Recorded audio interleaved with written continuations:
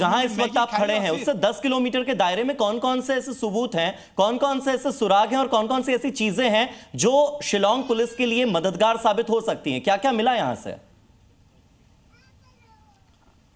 जी देखिए, सबसे पहली मैं बात करूंगा नीचे की तरफ जो होम स्टे है वहाँ से जो बैग मिला था उसमें जो है मंगलसूत्र था, इसके अलावा अंगूठी थी, जिससे ये पता चला कि एक शादीशुदा महिला अपना मंगलसूत्र कैसे छोड़ के गई। इसके बाद जो स्कूटी मिली ऊपर की तरफ, उस स्कूटी के मालिक के जरिए पता चला कि ये स्कूटी राजा और सोनम लेकर गए थे। इसके अलावा 10 किलोमीटर दूर राजा की हत्या करने के बाद सोनम और तीनों किलर आकाश, आनंद और विशाल एक जगह पर मिले और ये सभी चीजें सीसीटीवी कैमरे में कैद हुई। साथ ही 6 किलोमीटर के दायरे में जो है सोनम का रेनकोट मिला, वो रेनकोट जिसे उसने हत्यारे जो है आकाश को दिया था, क्योंकि आकाश ने जब हत्या जो है तीनों आरोपी कर रहे थे उस दौरान जो खून की छींटें थी वो आकाश के सफेद शर्ट पर ज्यादा गई थी, जिसकी वजह से आकाश का शर्ट खराब हो गया था। ऐसे में वो आगे नहीं जा सकता था। उसने अपनी शर्ट भी जो है जब शव को खाई के अंदर फेंका उसी दौरान उसने अपनी शर्ट भी फेंक दिया और सोनम द्वारा दिए गए रेनकोट को पहनकर वो काफी दूर तक गया, जिसे 6 किलोमीटर बाद उसने फेंक दिया।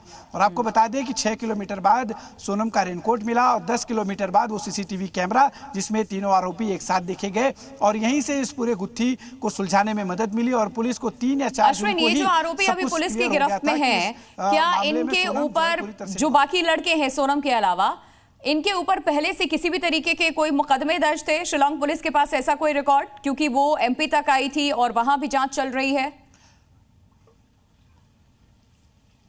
देखिए, शिलांग में इनके खिलाफ कोई भी मुकदमा दर्ज नहीं था, लेकिन सीसीटीवी तस्वीरों के आधार पर इनकी पूरी प्रोफाइल निकाली गई, इनकी तस्वीरों को बाकायदा इंदौर पुलिस से साझा किया गया, इनके बारे में पूरी डिटेल निकाली गई।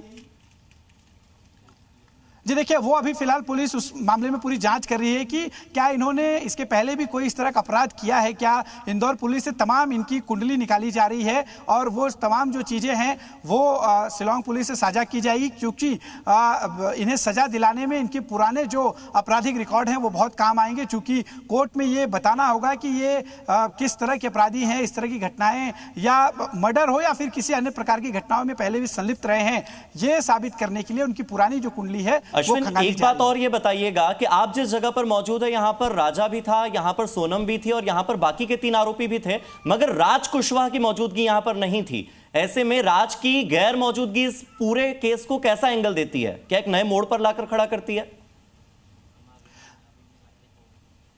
देखिए, राज कुशवाहा जानबूझकर पूरी प्लानिंग के तहत यहाँ नहीं पहुंचा था। हाँ। वो इंदौर से इन सारे शूटर से संपर्क में था। सोनम हर जगह जहाँ भी जा रही थी, एक तस्वीर आई थी मन्हा होटल की जहाँ पर राजा और सोनम ने अपना सामान रखा था। वहाँ की तस्वीरों में साफ तौर पे हमने देखा है कि लगातार राजा जो है वो होटल वालों से बातचीत कर रहा है, कमरे की बात कर रहा है, लेकिन उसके कुछ दूर पर खड़ी होकर सोनम जो है वो किसी को से चैट कर रही है, किसी से जानकारी साझा कर रही है।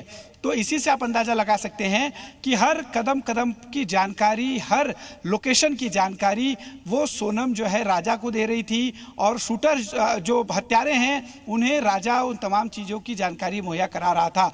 कुछ हत्यारों से सोनम सीधे संपर्क में भी आई कुछ बार, जिसके बाद इस पूरे हत्याकांड को अंजाम देने में जो है बिल्कुल देखिए, क्योंकि अभी इन्वेस्टिगेशन जारी है और प्रशासन लगातार इसमें तहकीकात कर रही है। बहुत शुक्रिया आपका तमाम जानकारी देने के लिए।